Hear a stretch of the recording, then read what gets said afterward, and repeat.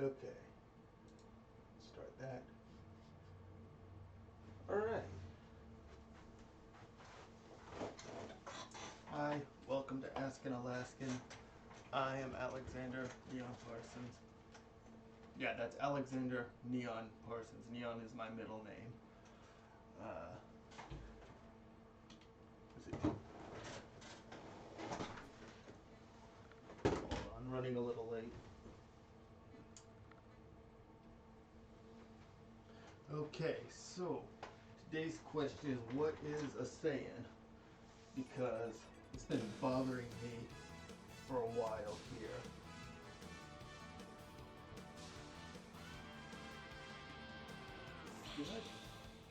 Okay.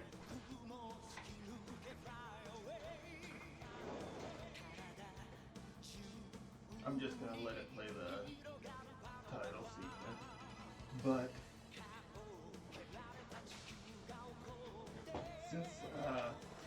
since I switched characters to Gohan yesterday, and it's gonna be a Gohan week,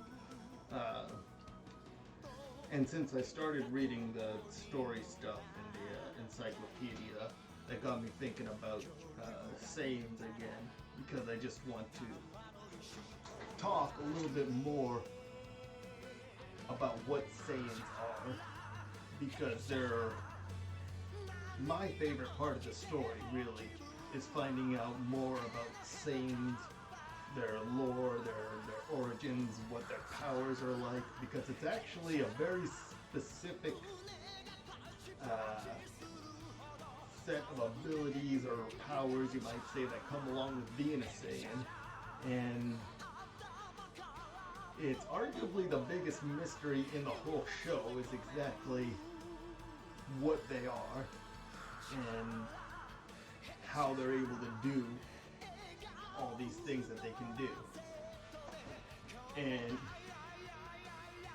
well, it's funny because it didn't come up in the first series pretty much at all.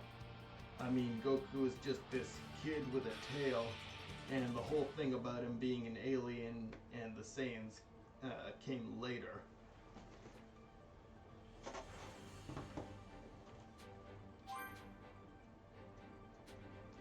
So let me start up here so I can get into the encyclopedia. Where was I? Yep. Oh yeah.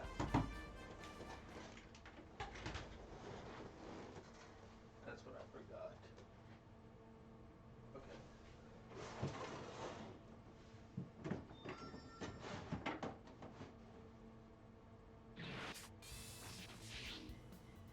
Now, I can explain this too, by the way.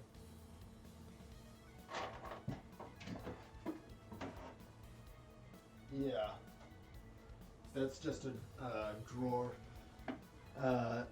This thing is something that, like I said a long time ago, we used to rent this basement out to guests to help pay for bills and stuff, and this is just something that one of the guests left behind in this very room. Actually, it was sitting on the floor right there after they moved all the rest of their stuff out. And I was in elementary school at the time, and I needed a toy box. So like a boss, I just started putting all my anime toys in there.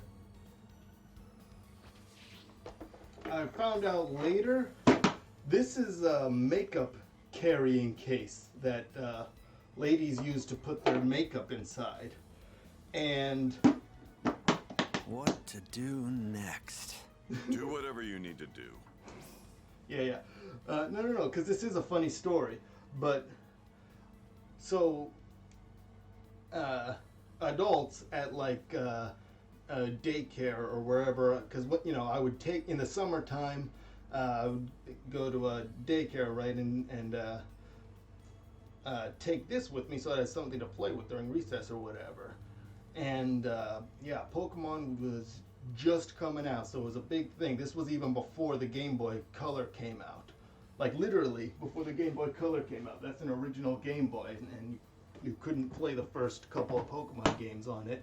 So I invested in the toys because that's what was there, and I needed something to carry them all in.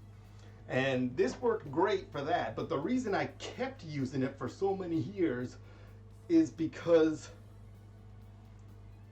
well, frankly, it was a really good icebreaker to meet girls. I mean, girls would take this thinking it was full of makeup, but then they would open it, find out it was full of toys, and then give it back. See, that's just it. I still had to watch that thing all the time because eventually word would get out what was in there, and I had to watch it to make sure the boys wouldn't steal stuff, right? I still had to carry it around with me all the time. But when there was girls around, girls actually stole that thing more often than the boys did. Like, I would leave that thing and then turn around and it'd be gone, and I would find out the girls took it. And they would tell me that, well, I asked them, well, first they told me what this thing is, and I would ask, well, so then should I stop using it? Should I use something else? And they would go, no, that's actually really smart to keep your things in there, because, you know, the only people that would know what this thing is and be interested in taking it would be girls who more times than not would not have any use for the toys they find inside. They would steal it thinking it was makeup, and it wouldn't be, right? So that's where all of those things have been coming from inside that drawer inside here. And the one I'm looking for is this one. This one's gonna drive you nuts. Hold on.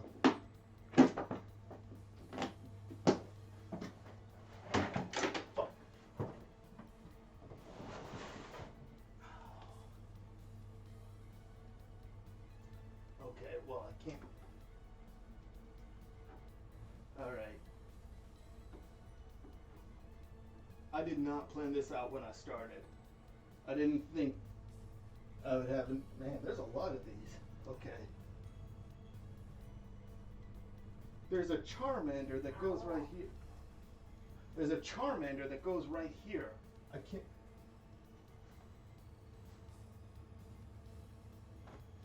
Well, damn. He's fine. He's fine. Somebody, there's no way that Charmander fell in the water. It's fine. They got him with a Pokeball. Oh, here he is. See? He's fine. Okay, and this guy, I kept in my toy box 89. Who do you think this is? Look real close.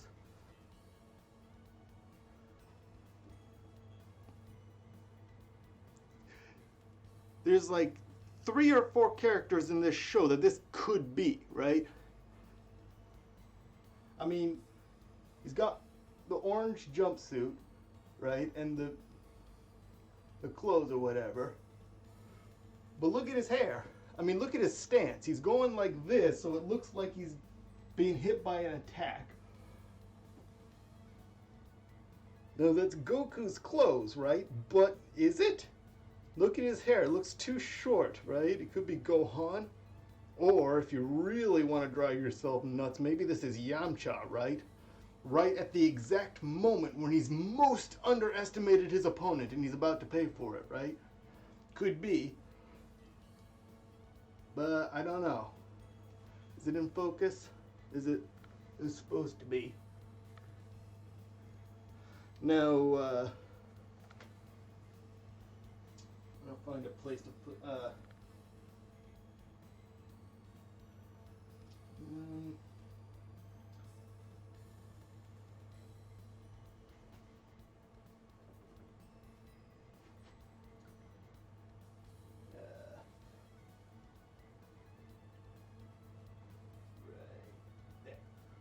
Okay.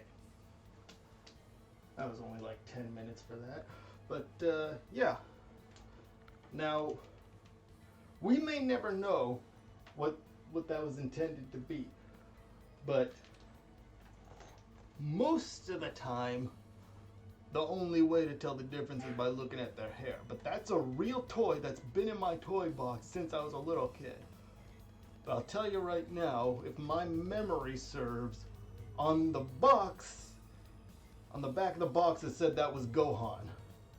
I'm pretty sure. This is Gohan right here. It looks like him, right? Look.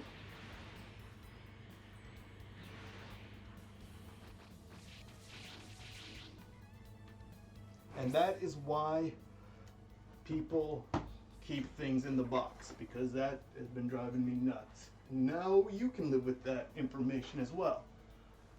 It's not something I think about on a daily basis, but there you go. So it brings me back to this, and Goku's not the only Saiyan that has that hairstyle. I can think of at least three other Saiyans that have that distinctive hairstyle and yet are clearly not Goku. And then, to complicate matters further, they go super, and then it... But anyway, normally, a Saiyan's hair doesn't change throughout their lives. With Gohan, Gohan is the most hairstyle changes out of probably any character in the show.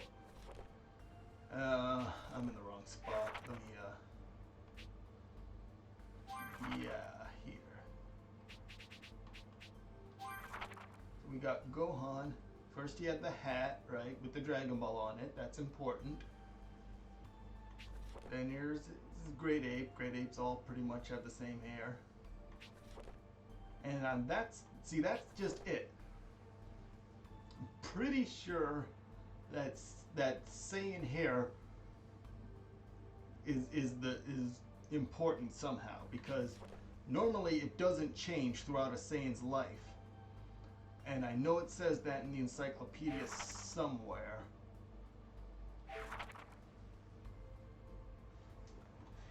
What would that be under? Not that. Terms, maybe? Is Saiyan? Yeah, here we go. That's what I'm looking for. Saiyan. A powerful race of warriors. Duh. They are similar in appearance to humans on Earth, save for their monkey-like tails. All pure-blooded Saiyans are born with black hair. Okay. And Secrets of Saiyans 1. When a Saiyan views a full moon, he or she transforms into a powerful giant ape. While in this form, the Saiyan is 10 times stronger than normal and can unleash devastating attacks. So, there it is under terms. So the whole going super thing is not normal for the Saiyan race. But man, when they say they're a race of warriors, they really mean it. Okay, so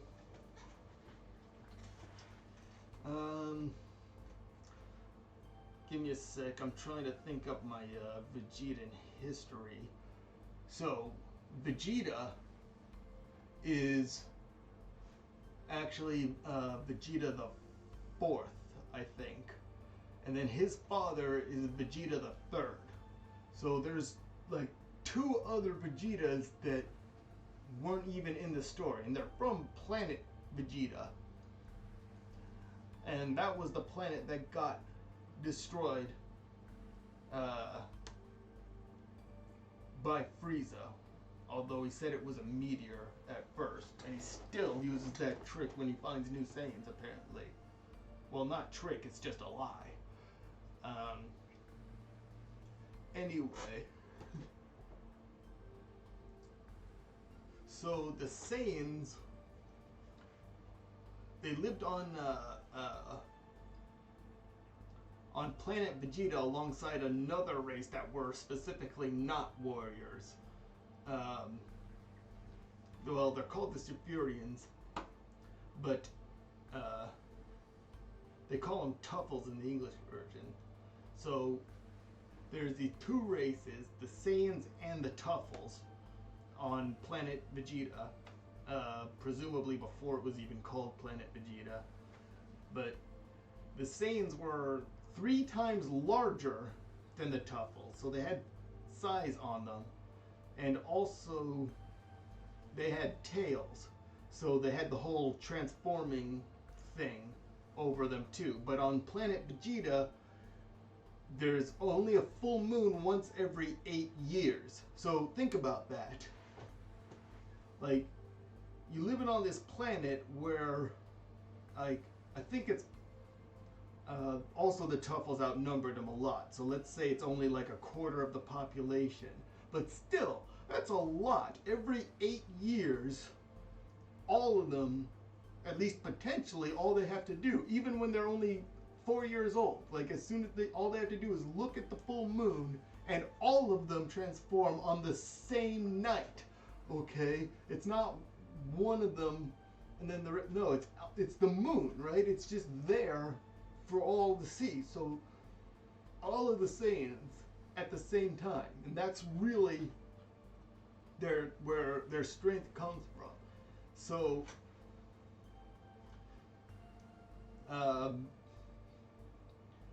so in this way they're not like humans, because humans, you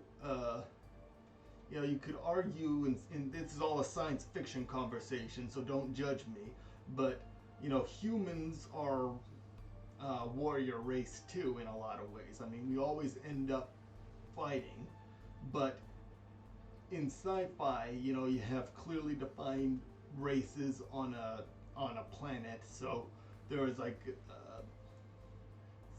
presumably some sort of divergence in bloodlines. I mean, like, we're talking about a species that, when they described them, is clearly larger and has characteristics that the other species just doesn't have, like tails and whatnot. Although, it's worth pointing out that that's all recessive genes, apparently. Having a tail is a recessive gene, even in the story. But going super is a mutation. So, and the legend only says about a Super Saiyan because the Saiyan was in its great ape form. So if you think about it, the legend of the Super Saiyan has to go back way further than the history of the legend of the Tuffles versus the Saiyans, because the Super Saiyan is not mentioned in that story at all. That story is about a full moon, a war that started one day, and the Superiors had, the Tuffles had superior technology, and that they didn't have scouters yet, but they had these guns, and I have to mention Brawly here. The opening scene, they go into, it's very short before the Vegeta and Goku show up and they get into it. The whole prologue to Brawly takes place on planet Vegeta, and they show you glimpses of their level of technology at the time. And apparently they had these telescope things called scouter scopes that they were using to detect power levels. And then this story opens up on the day that Frieza shows up with a new invention called scouters, which is just, I mean, the implication being that these things just now got invented. So now, what's actually happened, nobody's reached any new levels of power, okay? These Saiyans are just as powerful as they've always been, but now there's this new piece of technology that's like a brand new, lens or whatever, however the hell they work, that shows you how powerful Saiyans actually are, potentially. And now, this is a new technology that they're using to measure, to do something that they were already doing amongst the Saiyans, which is measuring the Saiyans' latent abilities at birth to determine their value in their society of warriors, okay? And I just had to diverge and talk about all of that for a second, to mention that technology was probably something that started with the Tuffles. And what was Saiyans being characterized as the barbaric race of not just warriors, but like literally wearing fur for clothes and living in caves, whereas the Tuffles had spaceships and stuff right there on the same planet. I mean, they don't go into it at all in the story because it's all a moot point by the time the story actually starts. But these are the kind of things that I and fans like me think about a lot.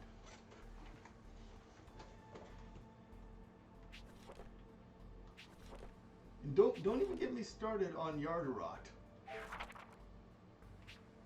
I'm pretty sure that's the planet that they were gonna invade. That the Saiyans, Vegeta, Nappa, and Raditz were gonna have trouble with. Remember, they were looking for Goku, who they called Kakarot, because Frieza naturally sent them to go get planet Yardarot, which, thank heaven, never happened. Because can you imagine? Now Yardarot. See, I just asked you not to, but you got me started on Yardarot. Alright, now, before we go to here, this one. Does that look familiar? Yeah, here we go. Okay. Goku Yardarot outfit. Summary.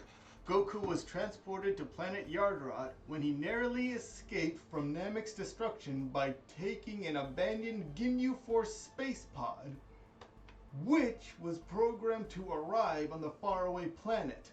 Aha! So even the Ginyu Force was having trouble with these or they were the next in line to go conquer that planet, which Frieza wanted, because the Ginyu Force works for Frieza. Goku quickly befriended Yardarot, who taught him the incredibly useful instant transmission technique. They also provided him with this outfit, though Goku's not exactly a fan. Well, who can blame him? I mean,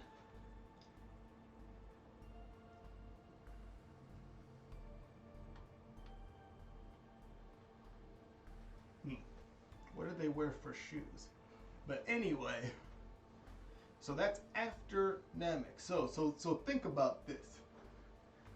That's why I think that the three Saiyans from the Saiyan invasion were next meant to go get planet Yardarot, which means that Vegeta would be the one who has the instant transmission technique and not Goku. That's what would have happened, and it would have been Frieza's plan, or lack of a plan, or woulda, coulda, shoulda. I mean, who knows what might have happened. But the reason Goku survived the destruction of planet Namek was because there was a space pod from the Ginyu Force there. And he didn't know how to program it, it just automatically flew to the next place. Now the reason that space pod was there was because Frieza sent for the Ginyu Force, okay? Frieza was on planet Namek himself. Because, for what? For the Dragon Balls, of course. And the only reason he knows about that is because of those damn scouters, which act as radios that apparently can reach all the way across the galaxy, or maybe the universe, who knows. But it's very subtle, and it doesn't come up much in the show, but that one little piece of technology really makes a big difference in terms of science fiction.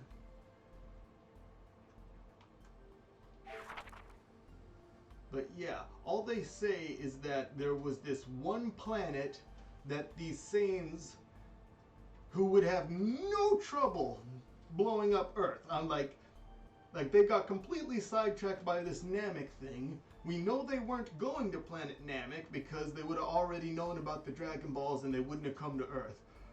But there was another planet that would have been invaded that apparently never did get invaded, that apparently Frieza still hasn't been able to manage getting his hands on. It's because they have that instant transmission nonsense, which makes them basically impossible to conquer. Because if you think about it, they could all just move to another planet. I mean, all it takes is one of them, and like Goku can transport whole groups of people by himself. He does it all the time. I mean, imagine if there was like 1,000 people who could do that. They could move the whole planet. So the only way to conquer them, I mean, like Frieza's favorite move is blowing up the planet, but that wouldn't even work. They would just teleport away.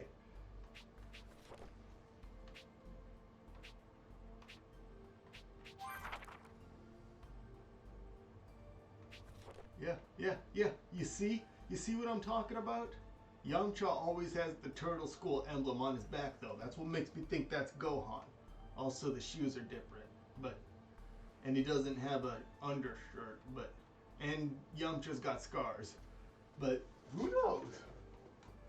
I mean,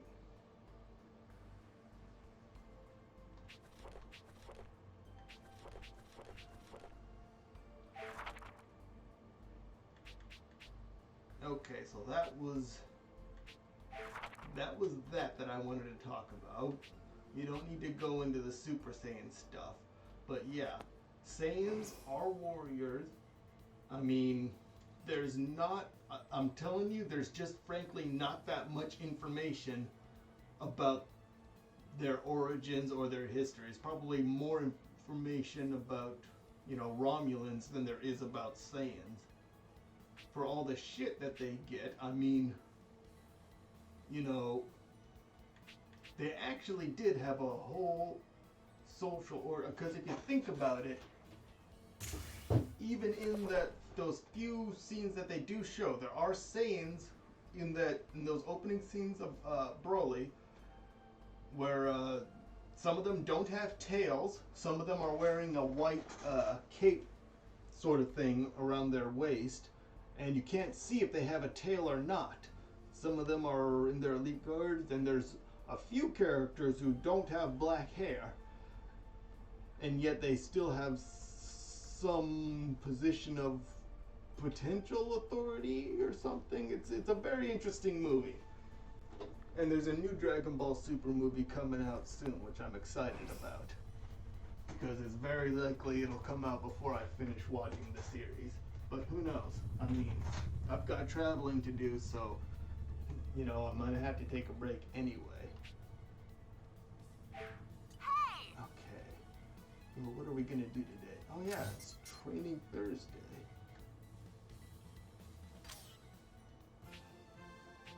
Oh yeah, the Dragon Balls are out. Well, we can leave them.